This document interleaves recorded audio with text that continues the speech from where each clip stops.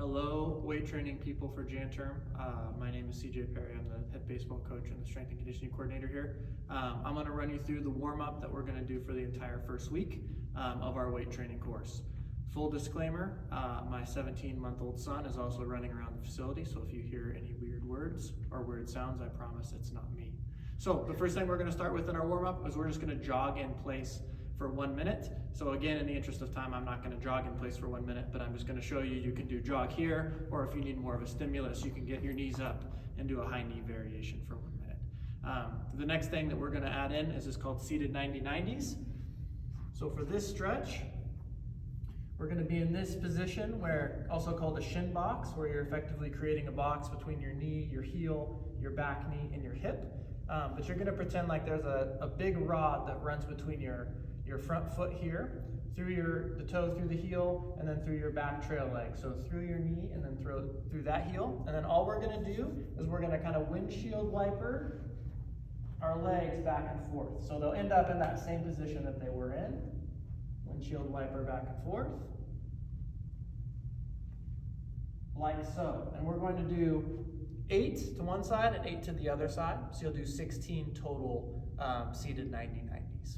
Okay, and that's just to open up the hips, external rotation of the hip and also internal rotation of the hip as well. From that, you're going to go to fire hydrant circles. So you'll be on all fours here. So hands stacked under the shoulders, knees stacked under the hips. Then what I'm going to do, here I'll show you from this angle, is I'm going to lift my hip up and I'm just going to make a big circle while keeping the middle of my body stable. So I'm not swaying from side to side. I'm keeping my whole center of mass here, my stomach, my core, my shoulders locked in, and I'm just doing big circles with the hip. So you're going to do 10 circles forward, and then you're going to go 10 circles backwards, just isolating the hip there. So you'll do both your right and your left hip for those. The next thing we're going to do is an iso lunge. So we're just going to hold this position for time. What you're going to do is you're going to go left leg first, and you're going to get in a deep lunge position where my hamstring or my quad is parallel to the floor, and then my trail leg, my knee is about 1 inch to 2 inches off the ground. So obviously, the higher up you go, the easier the movement is. The lower you go, the harder the movement is. So find an area that's nice and comfortable for you. We're going to feel a little bit of a stretch on our hip flexor back here, okay? But we're just going to hold that position, right, with that foot firm planted into the ground, and then my back leg will be up on a toe, and you're just going to hold that position for 30 seconds. And then you're going to go ahead and switch, and then you'll hold that same position there. Make sure to keep your chest up, and it's okay if we feel a little bit of a stretch on the front of the hip. That's our trail leg, or the leg that's behind us. So the next one we're going to do, 2 upper body warm-up movements. We're just going to do a basic push-up hold. If you're good at push-ups, you can also do 8 regular push-ups. So we're going to get into a push-up position. Hands are going to be stacked under the shoulders.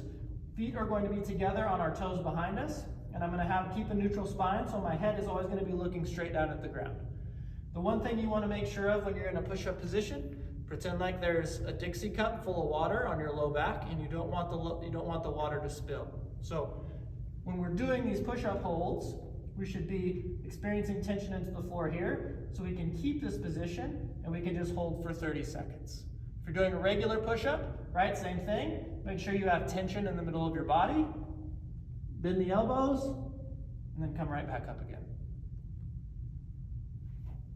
But the big thing is there, we want to make sure that we have tension in our trunk, right? So pretend like there's something on the small of your back that you don't want to spill or tip over while you're doing those. The last thing we're going to do are called shoulder cars. You don't need to know what a car stands for. It's controlled articular rotations, but I'll just show you what we're going to do. We're just going to isolate a certain movement around our shoulder joint. So you're going to stick your hand out like you're shaking somebody's hand. We're going to make sure our elbow is extended at all times. And then what we're going to do, we're going to make a big circle. When I get to the top of the movement, I'm going to flip my hand over. And I'm just going to make big circles with that arm while keeping my fingers spread out and my elbow extended the entire way. So we're just exploring that entire range of motion in the shoulder joint.